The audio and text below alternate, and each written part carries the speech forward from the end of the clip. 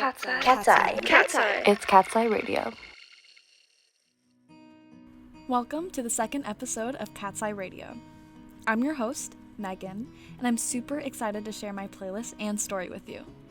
Manon's episode last week was amazing. It was so good. I actually added some of her songs she shared to my personal playlist. Now I'm excited to share mine.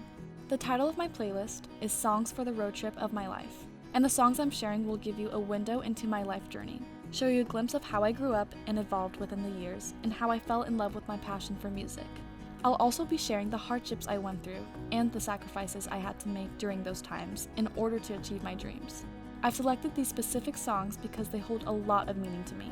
First experiences, memories, feelings that the songs evoke. All the songs in my playlist will tell a story. My story. Here goes nothing. Let's start off with this first song. This song represents me. The artist is an extremely popular Hawaiian singer, known and loved by almost everyone. And it brings a sense of nostalgia, taking me back to my childhood memories. Being born and raised in Hawaii, I was naturally introduced to his music and became an ardent fan. This artist's songs were the first ever songs I remember listening to as a kid. I'm sure some of you may know this too. Now playing Somewhere Over the Rainbow by Israel Kamakawiwo'ole. Israel Kamakawiwo'ole brings me back to the days when my mom would play his music to me and my brother every single night before we went to bed. In fact, his music CD was our lullaby, and we would fall asleep to his calming, soulful Hawaiian music.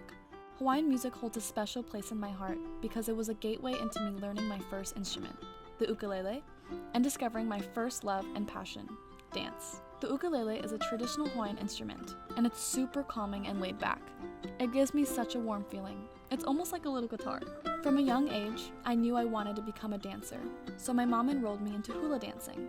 Hula, a traditional Hawaiian dance, was my first dance form, which I started learning at the age of 3.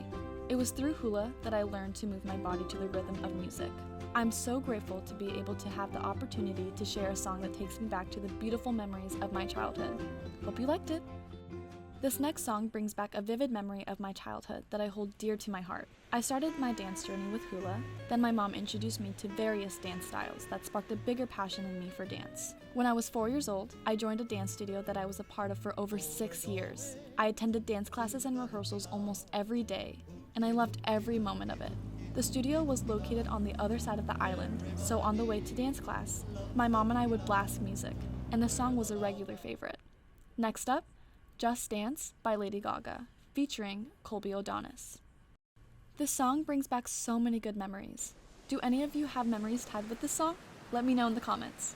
My mom would pick me up from school, we'd drive to the studio with Just Dance blasting, and I'd roll the window down as we both sang along. I'm pretty sure I still remember all the lyrics to this song. Lady Gaga's music was a significant influence on us, since my mom was a massive fan, and we would always play her songs.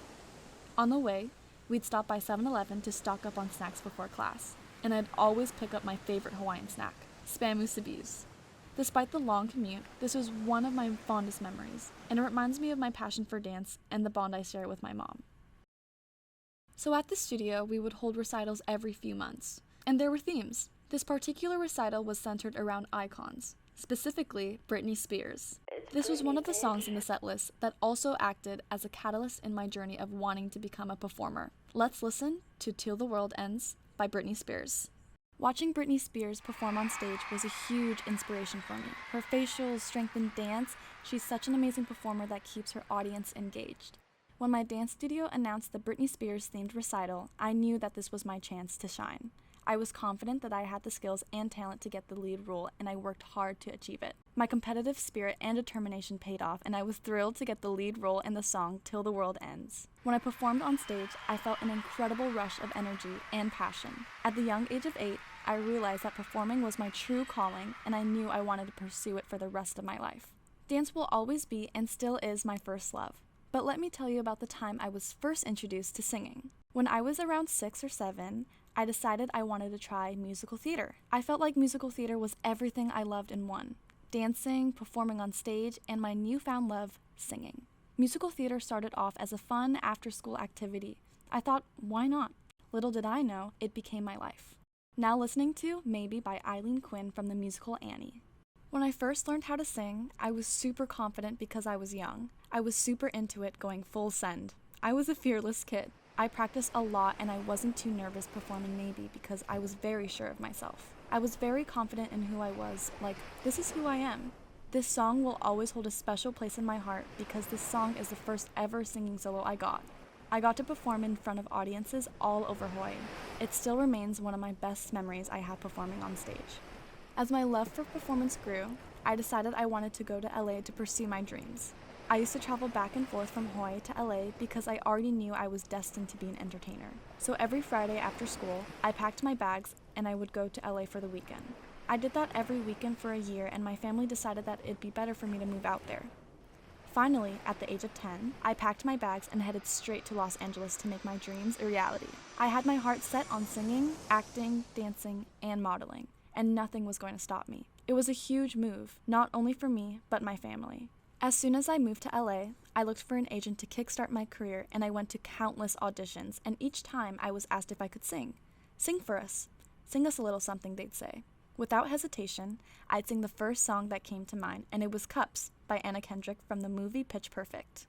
Is there anybody who didn't try to sing the song while tapping to the cup rhythm? Don't lie to me. My cups people, drop a cup emoji in the comments. The cup song eventually became my signature song anytime anyone asked me if I could sing. I think it was my go-to song for 5 years straight. Eventually, I secured deals with an acting agency, a dance agency, and a modeling agency, and I had a successful run as a child entertainer. Fun fact, I used the same song to audition for Hybe and Geffen, and now look where we are. Moving to LA felt surreal to me, like one of those this is actually happening moments. I literally dropped everything to move to LA, and to have that opportunity and support from my family, I'm super grateful because it takes a lot of sacrifice, just for me to even have the slightest chance of making it. I'm especially grateful for my mom because she was my biggest supporter. I felt like my success defined me. And I'm grateful for my family who sacrificed so much for me to be able to pursue my dreams. But it definitely took a toll on me. It was tough trying to make new friends because of the competitive nature of the industry. And it was shocking. I was not ready for that. I began comparing myself to other insanely talented singers, and I started to get insecure and I got hit with imposter syndrome. I started developing perfectionistic behavior. I want to take you to the next song that really spoke to me during this time. Let's take a listen. What Was I Made For by Billie Eilish. What Was I Made For paints a picture of how I was feeling during this period of my life. It's all in the lyrics. As a girl, there are so many expectations that are given to us that are impossible to meet. It gets so overwhelming and frustrating, and I'm sure a lot of you can relate as well. I also talk about this with some of the girls, and it's something we all relate to. As we delve deeper into my life experiences, I would like to focus on a time that was particularly challenging for me. At some point, I found myself succumbing to the pressure to be successful, and this led to a lot of anxiety. While the entertainment industry has numerous benefits, it can be quite demanding. There was always a sense of competition amongst my peers, and waiting for that big break was a test of one's patience. Additionally, criticism was a constant feature, and this led to me developing an unhealthy obsession with perfectionism. I was always trying to fit in and satisfy the expectations of others, which made me feel like I was losing my identity. During this time, I felt quite insecure, and I wondered if I would ever be good enough.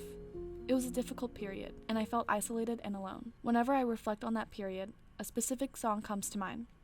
Next up, Sparks by Coldplay.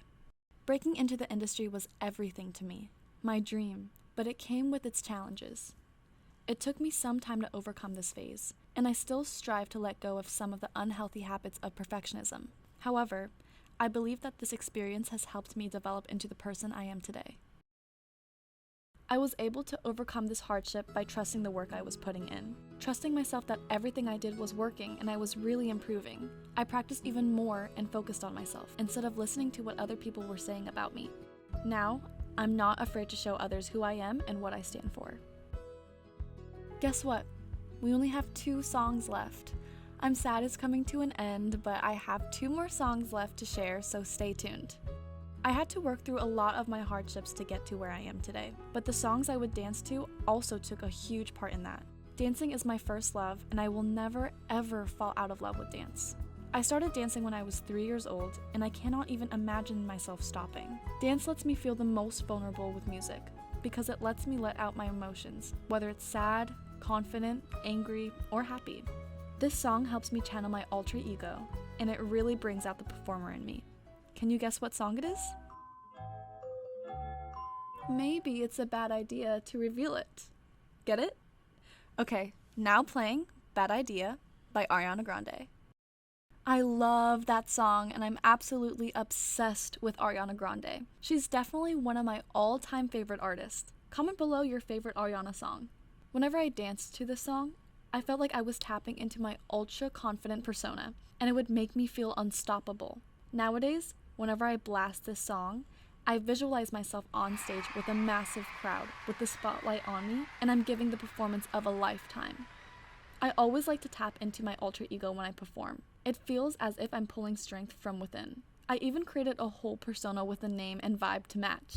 When I bring out this side of me, I feel like I can conquer the world. I've always been a natural storyteller and I love being able to tell stories through my performances. It's truly a rush. Well, sad to announce that we're nearing the end of the episode. Hope you guys enjoyed my playlist so far. All of the songs I curated for you guys hold a special place in my heart, and I want this playlist to show you guys a different side of me and how I got to where I am today. It feels amazing that I get to show you my vulnerable side, and it feels even more amazing that I get to show it through my music. This next one is a recent find, a new favorite, and the song has lyrics that I resonate with, as I've now blossomed into a more confident version of myself. When I listen to the song, I feel like I can immediately tap into my vulnerabilities and leave it all on the dance floor. Shall we take a listen? Comme des garçons, Like the Boys by Rina Sawayama. Thank you guys for listening in. It really means the world that I get to share my passions and experiences with you. I'm so happy that I went through these experiences, whether it was challenging or amazing, because it made me into the person I am today. I am so grateful that I get to fulfill my passion for music, and I get to do it with you all. When I listen to this playlist, I get to relive the moments I went through and look at the person I used to be compared to now, and I couldn't be happier with the outcome. Thank you again for listening and tuning in. See you next week with Danny's episode.